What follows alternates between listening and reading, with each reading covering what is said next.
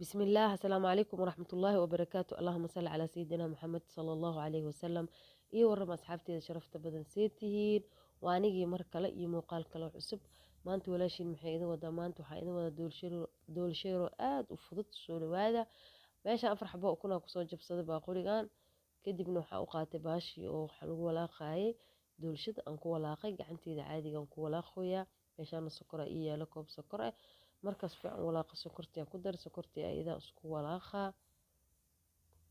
hadda waxaan ku daraa caano aan ku dara asxaabteeda sharafta badan. caanaan ku daray inay lafta iska gashaa rabaa sokorta ay ku milmato. baaquliga waa soo bedeshtay, digsiyaan kasoo dhigtay waayo baaquliga aada u yaraa, labada dhinacna wuu ka duleeli soo maaha. hadda waxaa ku daray heel waaye, heelaa ku darsan kartaa ama vanilya, labadaas kii kuu dhow. ani heelkaas ka jeclahay waayo aada u caraf badan yahay heelka. saasa u qasa marka waxaa rabaa haddana waxaa ku daraa saliid waa waxaan ku daray.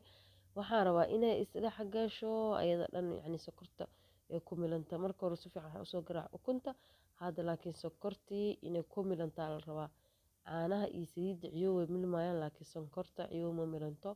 markay milantana waxaan ku darsanaa burkii tartiib tartiiba ugu dara. marka burka uu ii diyaarsanyay meelo kusoo shubtay, bakinkan waa ku daray.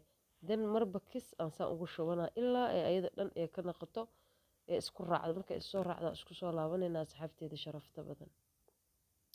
waa kana waa isa soo raacday. haddana waxaa ku shubanayaa weelka ugu talagalay inaan foornada ku geliyo. foornadana koo waan shitay xoogoo ay ii shidneed. dan hadda waa kana dhexdaan ka geliy. doolshadana inay jilcanaataa fiican, adeeg haddaa ka dhigtid adeegay hadhow kaa naqanay. markaa cunaysid midaa ku raaxaysata ma noqonayso asxaabteeda sharafta badan. waatana waana foornada kasoo bixinay 25 daqiiqa camal ay ku jirtay. haddii aa foornada markaas aadan horey aadan u shidan 40 daqiiqa camal ay kaa qaadanay, laakiin foornada kuleel inay kuusii ahaataa fiican. soo dhawaada asxaabteeda sharafta badan, meel walbo joogtiin horumar wacan idin rajeynaa. dan hadda waa kana waa jarjaranaynaa asxaabteeda qaaliga. waana ku mahadsantiin sida wanaagsan oo ii soo raadisiin iyo kommentiidin quruxda badan iyo ducadiina iyo dhiirigelintiina. aad ayaa idinkaga mahadcelinaa. fii amaanillah meel walbo joogtiin. wasalaamu calaykum waraxmatullaahi wabarakaatu.